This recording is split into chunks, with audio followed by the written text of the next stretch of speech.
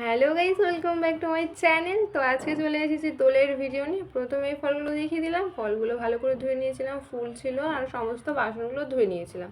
তো তারপরে একে একে সমস্ত ফল কেটে নিয়েছিলাম ঠাকুরকে দেওয়ার জন্য। সেদিনকে আমাদের বাড়িতে পুজো হয়েছিল, সমস্ত ফল কাটা হয়ে গেছিলো। তবে চন্দন বেটে নিয়েছিলাম আর প্রদীপটা চারিধারে ফুল দিয়ে খুব সুন্দর করে সাজিয়ে নিয়েছিলাম। এটা রাধাকৃষ্ণর বসার জায়গা ছিল, খুব সুন্দর লাগছিল ফুল দিয়ে সাজিয়ে।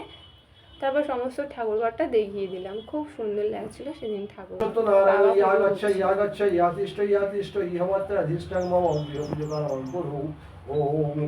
পুষ্পম জগন্নাথ সুভদ্রা বলরাম দেবদেবী চরণায় নমঃ। বাবা একদিকে পুজো করছিল আর আমরা অন্য সাইডে ধুনো জ্বালানোর চেষ্টা করছিলাম। অতি কষ্টের পর ধুনোটা জ্বালাতে পেরেছিলাম।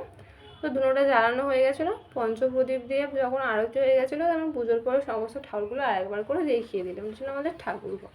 তারপর আমরা চলে যাচ্ছিলাম মায়ের মন্দিরে। মায়ের মন্দির বলতে বোঝালাম আমাদের বাড়ি একটা শীতলা মায়ের মন্দির আছে, সেখানে যাচ্ছিলাম আবির নিয়ে মায়ের পায়ে আবির দেওয়ার জন্য। আমি, মা এবং বোন ছিল। তো মায়ের মুখটা দেখিয়ে দিলাম। আমাকেও খুব সুন্দর লাগছিলো। বোন মায়ের পায়ে আবির দিচ্ছিলো এবং মাও দিচ্ছিলো আবির। তারপরে বাড়ি আসার পর ভাই এবং বোন পায়ে আবির দিচ্ছিলো। তো মা, কাকিমা, ভাই বোন সবাই একসঙ্গে ফটো তুলে নিয়েছি। আমিও ফটো তুলেছি, আমিও বাদ যাইনি। তো তারপরে সবার হাত দেখিয়ে দিলাম। তারপরে আমরা রং খেলতে গেছিলাম, সমস্ত রং ছিল। বোন এদিকে রং দিয়ে বেলুন ফোলাচ্ছিল, ভাই অন্য সাইডেও রং দিয়ে বেলুন ফোলাচ্ছিল। তো দুজনেই ব্যস্ত ছিল। বোন এদিকে আবার ফটো তুলে নিয়েছিলাম আমরা একটু। তো রং খেলার পর আমাদের মুখের অবস্থা এরকমই হয়ে গেছিলো, খুবই খারাপ অবস্থা ছিল। তো ভিডিওটা ছিল এই পর্যন্ত। ভালো লাগলে লাইক, শেয়ার, কমেন্ট এবং সাবস্ক্রাইব করে দিও। টাটা।